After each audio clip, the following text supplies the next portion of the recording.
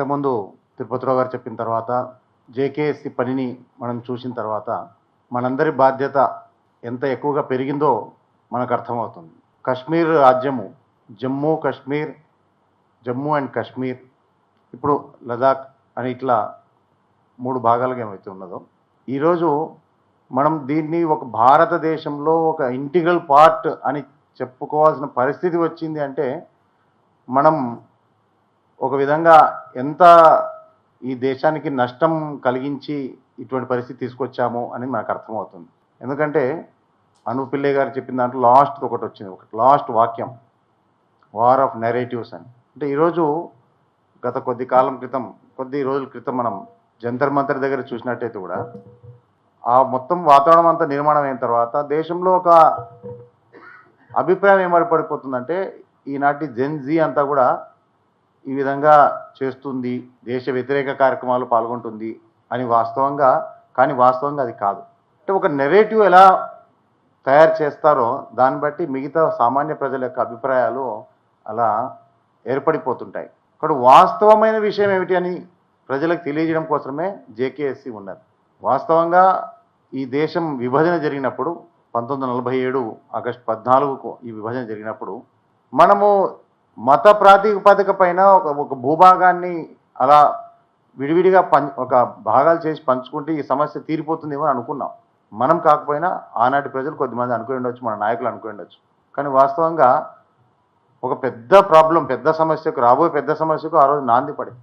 ఇంతకుముందు కూడా వచ్చిన పెద్దలతో మాట్లాడుతున్నప్పుడు అనౌపచారికంగా 1971లో బంగ్లాదేశ్ని పాకిస్తాన్ చేతి మీదుగా మనం విముక్తి ఇచ్చిన విషయం వచ్చినప్పుడు ఆ రోజు దేశ ప్రధానమంత్రి అయినటువంటి ఇందిరాగాంధీ గారిని పాకిస్తాన్ చేతుల మీదుగా ఉన్నటువంటి ఆ బంగ్లాదేశ్ని మనం విముక్తి చేశాం, నువ్వు దుర్గా అది అని చెప్పి అన్నారు అని చెప్పేసి పొగిడారు. సాక్షాత్ బహుశా వాజ్పేయి గారు కూడా పరంపూజ్ శ్రీ గురూజీ ఆర్ఎస్ఎస్ యొక్క రెండవ సరసంఘ చాలకు ఆ రోజు హెచ్చరించారు. ఈరోజు దేశాన్ని ముక్కలు చేసినట్టు పాకిస్తాన్ని మనం ముక్కలు చేశామని చెప్పేసి మనం సంతోషపడుతుండొచ్చు, కానీ మనం సహకరించినటువంటి బంగ్లాదేశ్ మనకు భవిష్యత్తులో మేకే కూర్చుంటుంది అని చెప్పి హెచ్చరించారు. ఈరోజు మనం ప్రత్యక్షంగా చూస్తున్నాం. కాబట్టి దేశ విభజన అనేటువంటిది సమస్యలకు ఎప్పుడు పరిష్కారం కానే కాదు. అందుకే 1925లో ప్రారంభించినటువంటి రాష్ట్రీయ స్వయం సేవక సంఘము ఎప్పటికీ కూడా మళ్ళీ మనము మన అఖండ భారతాన్ని సాధించాలి అనేటువంటి విషయంగానే మనం పనిచేస్తూ ఉన్నాం ముందరగా. అదృష్టం ఏంటంటే ఇన్ని రకాలుగా సరే, పాకిస్తాన్ ఆక్యుపైడ్ కాశ్మీర్ ఉంది, చైనా ఆక్యుపైడ్ కాశ్మీర్ ఉంది, పాకిస్తాన్ ఆక్రమించి చైనాకు దారాదత్తం చేసిన కాశ్మీర్ ఉంది, ఇవన్నీ ఉన్నాయి. అయినప్పటికీ కూడా నెమ్మదిగా మన దేశంలో ఈరోజు ఒక సంఘమని కాదు, సంఘ లాంటి ఆలోచనలో ఉన్నటువంటి అనేక సంస్థలు, అనేక మంది వ్యక్తులు ఈ దేశం యొక్క అఖండత్వం కోసం నిరంతరం పోరాడుతూ, చెప్పాలంటే త్యాగాలు చేసిన కారణంగా ఈరోజు హిందూ సమాజంలో ఒక మార్పు నెమ్మదిగా వస్తూ ఉన్నది, చక్కటి మార్పు. మనందరి అదృష్టం ఏమిటంటే ఆ మార్పు చాలా వేగంగా వస్తున్నటువంటి తరుణంలో మనం ఈరోజు ఉన్నాం ఇక్కడ ఈ భూమిపైన, ఈ దేశంలో, అది కూడా భారతదేశంలో జీవించి ఉన్నాం. ఇక్కడ జేకేఎస్సి స్టడీ సెంటర్ సంబంధించిన పని చూసినప్పుడు దీని యొక్క ఆవశ్యకత అంటే ఈ పని పెరగడానికి కావాల్సిన ఆవశ్యకత మనకు అర్థమవుతుంది. ఇప్పటికీ కూడా చాలామందిలో మన దేశంలో జమ్మూ అండ్ కాశ్మీర్ కాకుండా మిగతా భూభాగాలు ఉన్న వాళ్ళందరికీ జమ్మూ కాశ్మీర్ని చూసేటువంటి దృష్టికోణము వేరే విధంగా ఉంటుంది. మిగతా భారతదేశాన్ని ఒక రకంగా చూస్తారు, జమ్మూ కాశ్మీర్ విషయం వచ్చేసరికి అక్కడ కూడా ఇప్పటికీ ఆర్టికల్ 370 రద్దయింది, అక్కడ ప్రభుత్వాలు మారినాయి. అయినప్పటికీ బహుశా 5వ తేదీ నాడు అక్కడ మళ్ళీ ప్రొటెస్ట్ అవన్నీ కూడా జరిగాయి కొద్దిగా. కానీ గుర్తుపెట్టుకోవాలి, బహుశా ఈరోజు రామ్ మాధవ్ గారిది కూడా ఒక ఆర్టికల్ కూడా వచ్చింది. ఏవైతే అక్కడ జరుగుతున్నాయో ప్రొటెస్ట్ అవన్నీ కూడా స్థానిక ప్రజల యొక్క మనసులో ఉన్న విషయాలు కావు. కాక్రోచ్ పేరు మీద వాళ్ళు ఏదైతే ప్రదర్శన చేస్తున్నారో అది ఈనాటి జెన్జీ యొక్క మనసులో ఉన్న విషయం కాదు. Those people never represent the entire country. కానీ ఈ విషయాన్ని మనం ఎక్కువగా ప్రజల్లోకి తీసుకొని వెళ్ళగలిగాం. అందుకే ఈ సంవత్సరం మనం వందే మాతరం కూడా పాడుకున్నాం. ఇంతకుముందు పూర్తి వందే మాతరం సంబంధించినటువంటి శతజయంతి ఆ కార్యక్రమాలు కూడా ఉన్నాయి.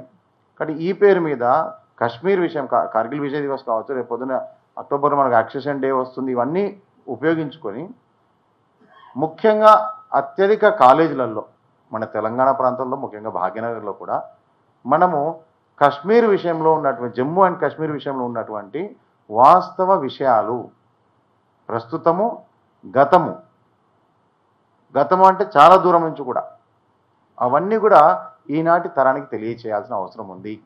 ఎందుకంటే ఎవ్రీ 15-20 ఇయర్స్కి ఒక తరం మారిపోతుంది. మనం అందరం అనుకుంటున్నాం 2012లో కదా మనం మొదలుపెట్టింది ఇది, ఇప్పుడు బాగానే పనిచేస్తున్నాం కదా అని చెప్పేసి. ఈ 2026 వచ్చేసరికి 14-15 ఏళ్ళు అయిపోయింది.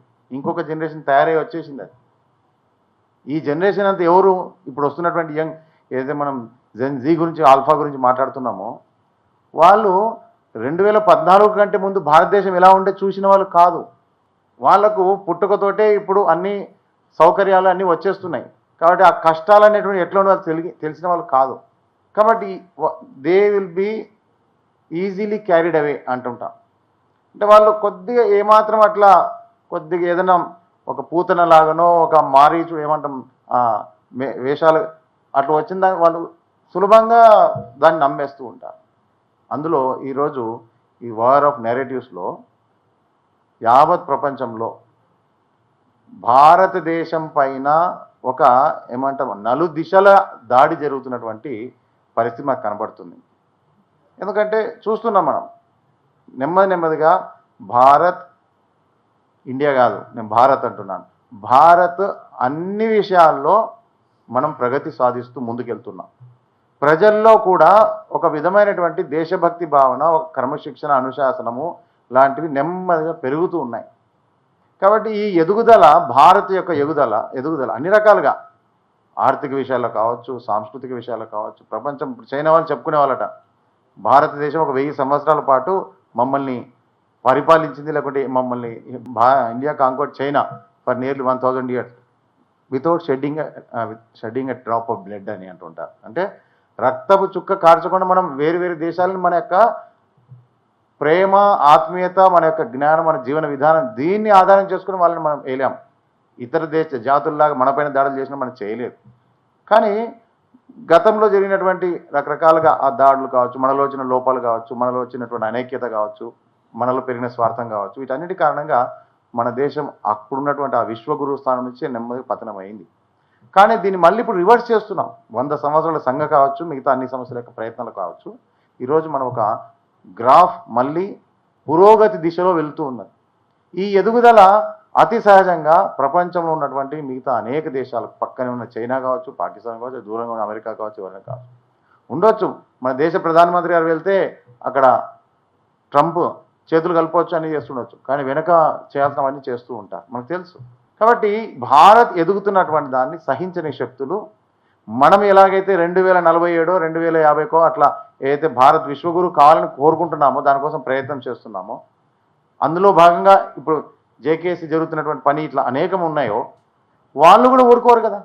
ఆ మధ్య పిఎఫ్ఐ వాళ్ళు అవన్నీ చూసినప్పుడు బయటపడ్డప్పుడు వాడు 2047కు మొత్తం భారతదేశం మొత్తం ఆకుపచ్చ రంగు వేసి పెట్టాడు. అంటే వాళ్ళు ఊరుకోరు కదా.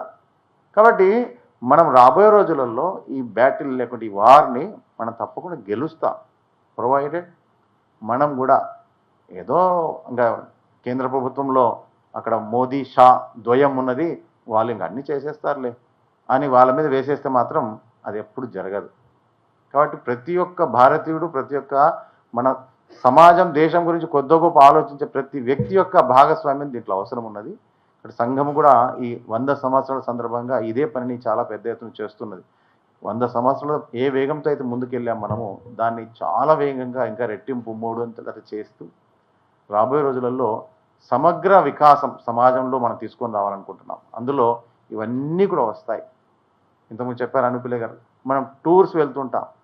ఇక్కడ ముఖ్యంగా యువతని మనం ఎంకరేజ్ చేయగలుగుతామా? ఎక్కడెక్కడో విదేశాల్లో అక్కడిక్కడ పోవడం కాదు, మన దేశంలో ఎన్ని గొప్ప ఉన్నాయి. ఇక్కడ ప్రత్యక్షంగా సీయింగ్ ఈజ్ బిలీవింగ్ అంట, ప్రత్యక్షంగా మనం వెళ్ళి పాల్గొని చూసినప్పుడు మనకు తెలుస్తుంది. ఇంతకుముందు రాకా సుధాకర్ జీ మేమంతా కలిసి మాట్లాడుతున్నప్పుడు వారు ఆ పేర్లన్నీ అట్లా అవలోకగా చెప్తూ వచ్చారు. అంటే అందరికీ అట్లా ప్రత్యక్షంగా చూస్తే మనకు ఆ విషయాల పట్ల అవగాహన వస్తుంది. ఈ మధ్య మనం సింధు దర్శనం అని కూడా ఒకటి మొదలు పెట్టాం మనం. బహుశా 10-12 సంవత్సరాలు అవుతున్నట్టుంది అనుకుంటా సింధు దర్శనం కూడా. అంటే ఇవన్నీ ఏమిటంటే లేకుంటే సరస్వతి నది సంబంధించినటువంటి దాని యొక్క రివైవల్ చేశాం మనం, దానికి సంబంధించి కూడా మనం దర్శించుకోవాలి. ఇవన్నీ మనం చూసినప్పుడు భారతదేశం యొక్క గత చరిత్ర మనకు స్పష్టంగా అర్థమవుతుంది. నెక్స్ట్ తరానికి, ఇప్పుడున్న తరానికి, నెక్స్ట్ తరానికి మన భవిష్యత్తు కర్తవ్యం ఏమిటి అనేది కూడా వాళ్ళకు ఒక మనసులో సంకల్పం ఏర్పడడానికి అవకాశం ఉంది.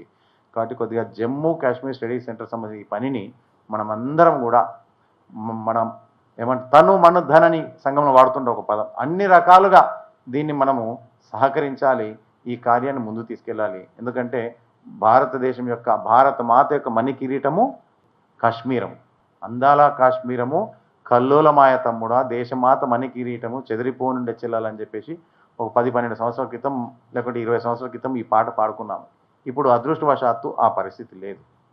కాశ్మీరం యొక్క, అంటే భరతమాత మణి కిరీటం కూడా దేదీప్యమానంగా దగదగదగగా మెరిసేటువంటి పరిస్థితులు రాబోతున్నాయి. అయితే ఈ పరిస్థితులన్నీ రావడానికి కారణం మనమే కావాలి. మనమందరం ఆ దిశలో ప్రయత్నం చేయాలి అని చెప్పి నేను క్లుప్తంగా నా విషయం చెప్తూ నేను ముగిస్తాను. ధన్యవాదాలు.